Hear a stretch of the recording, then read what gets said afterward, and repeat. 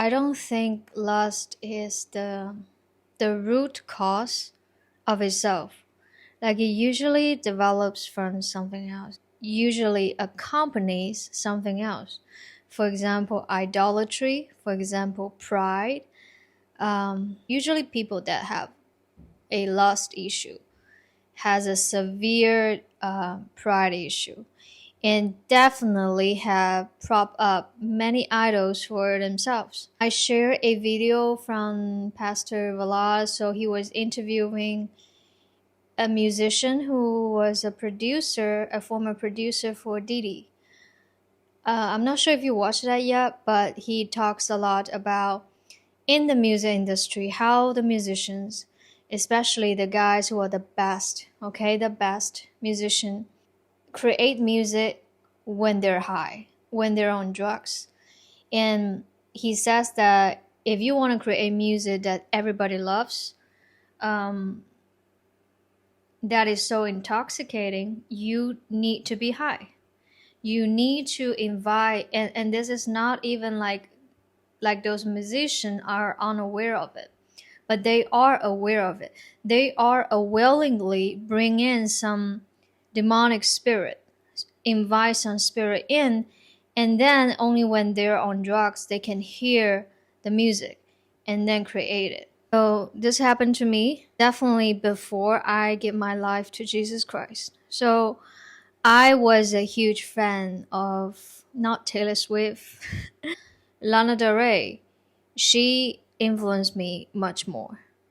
And the reason that she got to me much more than Taylor Swift is probably because there is this spiritual aspect in Lana Del Rey's music.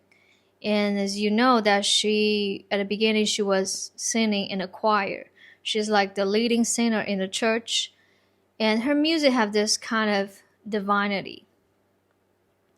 And of course she talks a lot about God in her music, a lot about, it's like it's divinely sick, if that makes sense.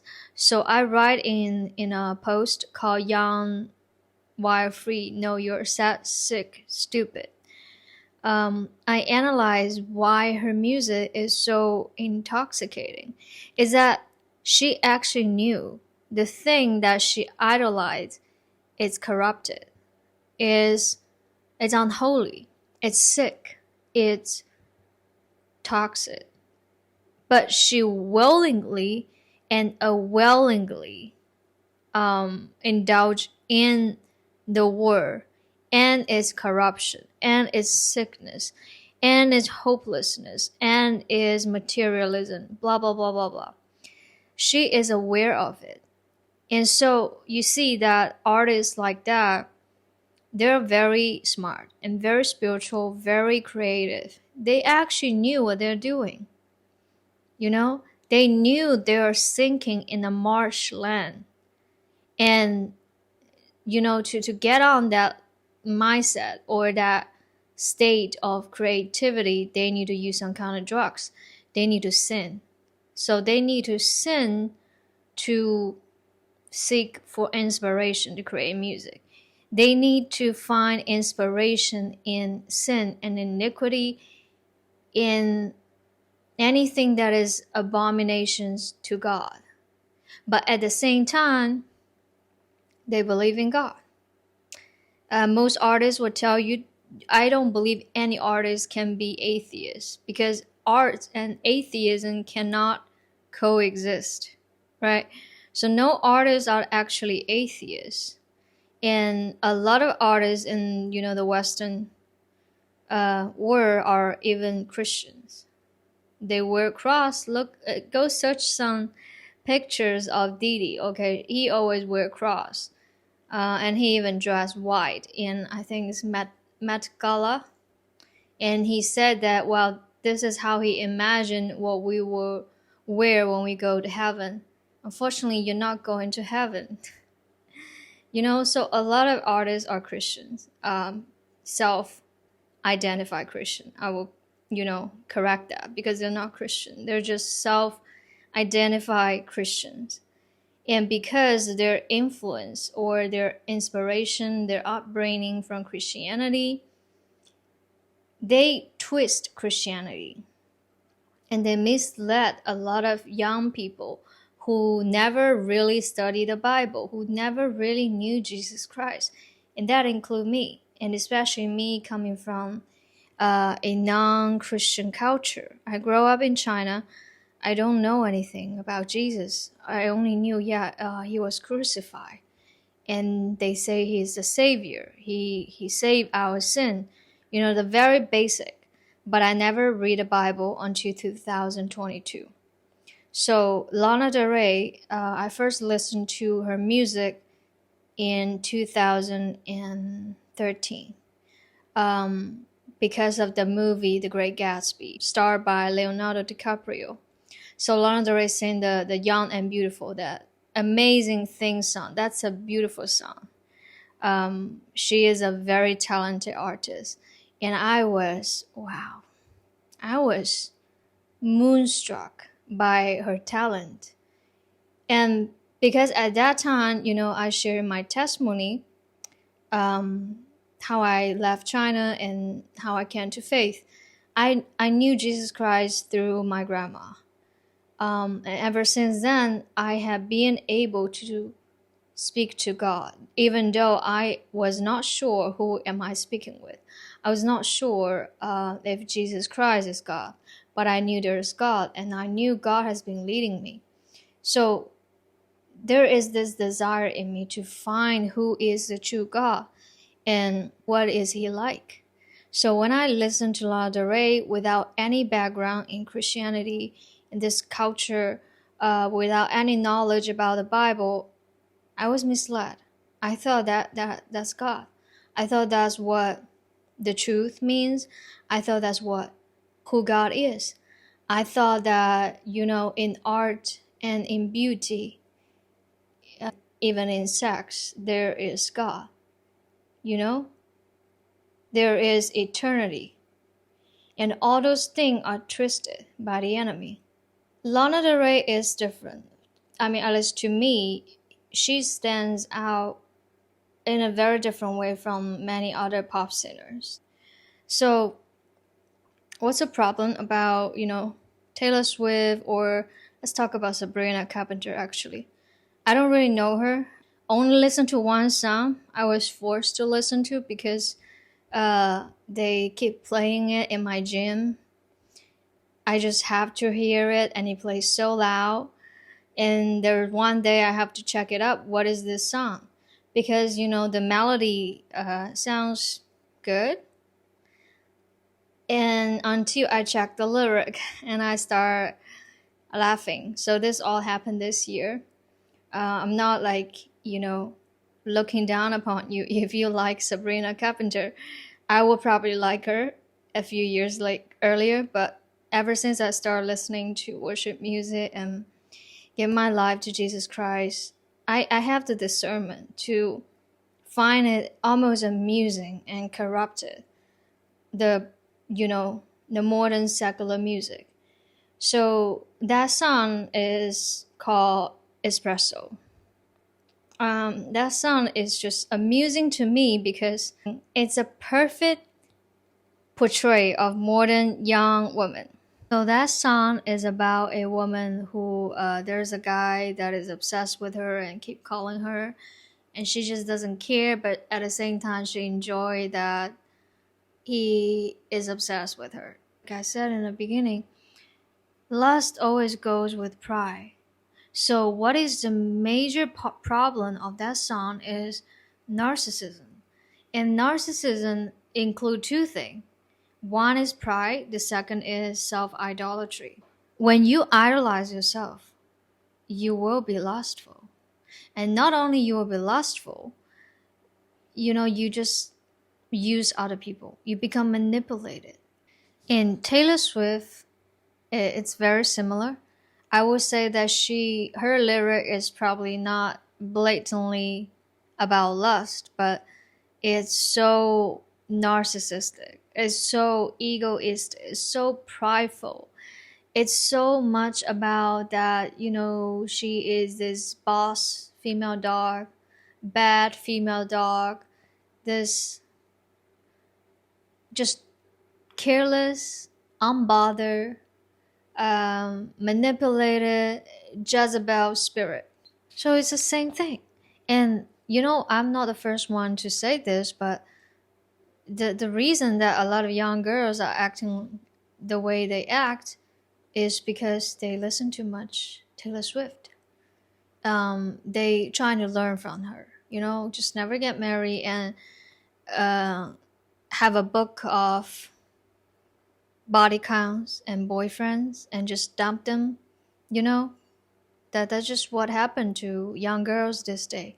And in the past, it's probably like Britney Spears. They have different problems. So Britney Spears is toxic.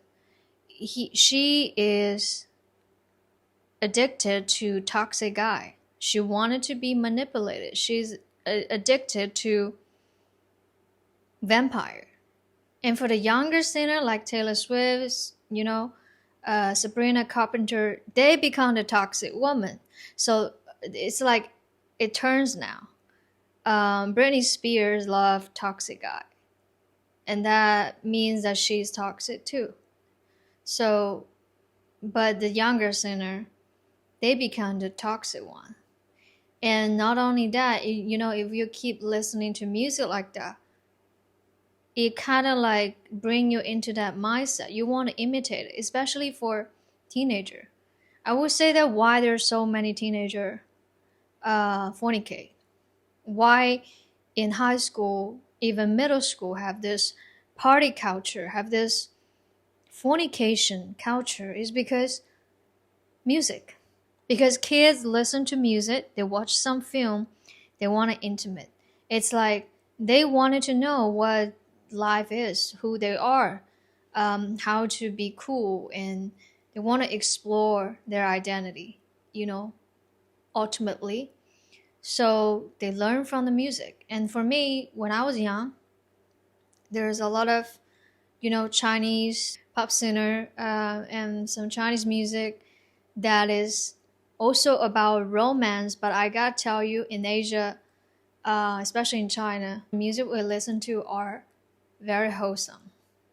It's more like puppy love, it's like real love.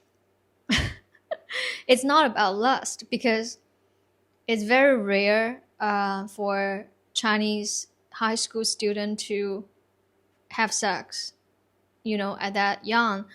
I know that when I was in high school, there's probably only less than 5 people that had lost their virginity. I mean, that's as far as I know.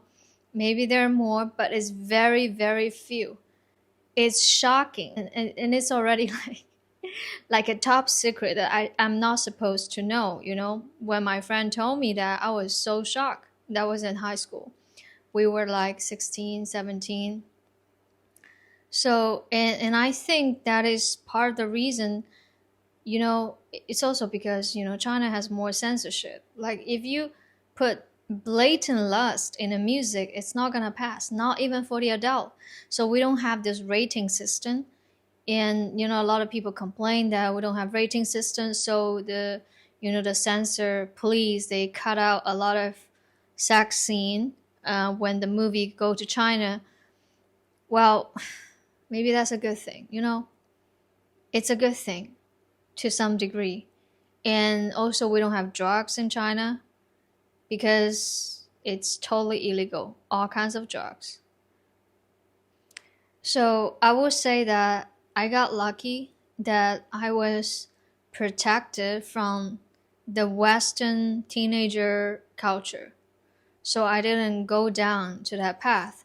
But even that, when I go to college, I was 17 when I first listened to Lana Del Rey. What I'm trying to say today is that many are the sorrow of this world. I know not all of you people are, are just lustful and trying to manipulate people and are narcissists. A lot of you actually are seeking love and want true love and want to fall in love and want to marry to the love of your life and, be happily ever after. So that might bring you to another trap that I fall into. And if that's you, I want to share with you what happened. Okay. Yesterday, it's an accident. I wasn't trying to listen to secular music. I was just playing a classical music. And Spotify switched to a song that was in my old playlist. When I, write a novel, I'll listen to some romantic love song. And one of the songs is Michael Bolton. Don't laugh at me. I like his voice a lot. So Michael Bolton had this song called A Love So Beautiful. That is a beautiful, beautiful, beautiful song. I'm not ashamed to say that. Yeah, listen to Michael Bolton, and that song is his best song. It's better than When a Man Loves a Woman. Okay, so what's the problem of that song? That song is about a love story ended, but it was so beautiful because they're like, like young lover ended their romance and go on to their life. They're separated. It seems normal, right? It seems normal. But it's no longer normal to me, who has been born again. When I no longer take this as a normality, I see the problem. I see how romantic songs, even though they might seem wholesome, quote unquote wholesome, they're not like those lustful, prideful, narcissistic songs. They're about true love, romance. It's beautiful. It's something that's artistic. But there's still a big problem. I can tell you. That song makes people so depressed. At least it makes me depressed. And a lot of songs like that makes me depressed. I certainly don't want to listen to them. Why? Because in the past, like I, share in my other video, I need that depression to write something. If that makes sense. I need depression. It's like the drugs to those pop singers. It's like drugs to musician. A writer need depression to write something deep. The problem of this music is that I realize this romance between, as the lyric sings, between these two young lovers are not supposed to be so traumatic. And, the music beautify it. It make this tragedy beautiful and bittersweet, but that's not the truth. In real life, it's not bittersweet. It's just traumatic. It's so tight. So what's the problem? When I listen to music like that, now in my head, some of you say I'm super judgmental. No, this is called discernment, okay? Now in my head, it becomes, okay, they have sex. Or they're not going to think about each other in this way. There's something you have to fornicate to be that obsessed with the past romance. You have to have that intimacy. Breakup becomes so painful. You go on each other's path, and even though it seems like you guys both move on, and then when you write a music like that, the soul tie, just the memory come back again, and it becomes depressing because you have sex when you were dating. When I was listening to that music, I keep remembering this scripture: guard your heart with all diligence, for out of it flow the issues of life. So you need to guard your heart. The problem about why this world is full of broken men and broken women. Hurt people. A broken man cannot love a woman, and a broken woman cannot love a man. And most people are never healed. Most people are still traumatized. Most people go to therapy and it looks like they move on. No, you're not gonna move on. Okay, so if you haven't, please go listen to that podcast. The cost of lust is destiny. I share in that podcast episode, lust is something you will never conquer without the power of God. So, for some of you, if you find disgusted about yourself watching pornography, but you're not a believer in Jesus Christ, you could give up right now because you probably won't quit it. You can install all the apps to your phone, you can install all the software. You can do all of that. You're gonna go back to it. Because the enemy has a foothold of you. Your brain is sexualized. You need to unwire it, rewire it, renew your mind. And only God can do that. And your heart is unclean. Only God can give you a clean and purified heart, a new heart. You can give up right now. If you are not a believer in Christ and you hate yourself for watching pornography, trust me, the only way is Jesus. He is the way, the truth, and the life. Okay, let's move on. What was I talking about? So a lot of romantic music that was recalling and memorizing the past romance is because they had sex. If they already move on wholeheartedly. This is the difference. This is why, God has this commandment. Don't fornicate.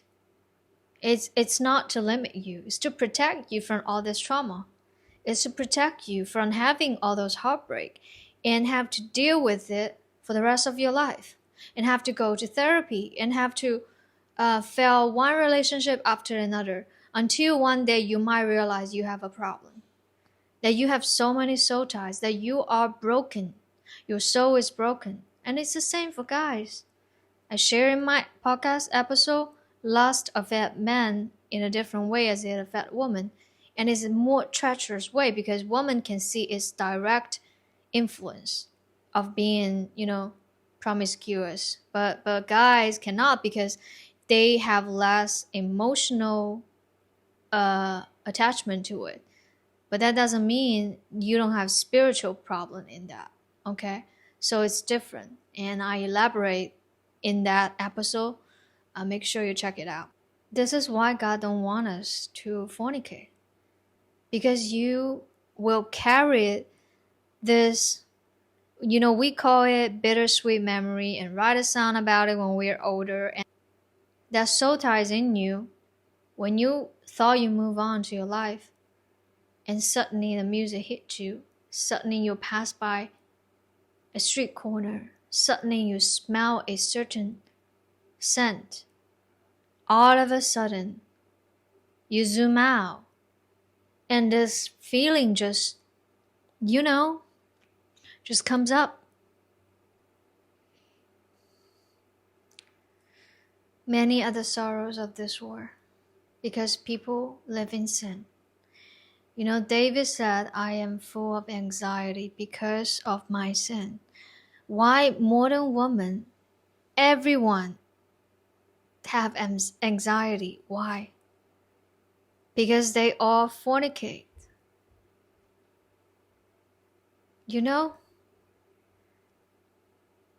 I want to be very straight. If people could stop fornication, this world would be so much different. This world will have so much less broken people, broken family,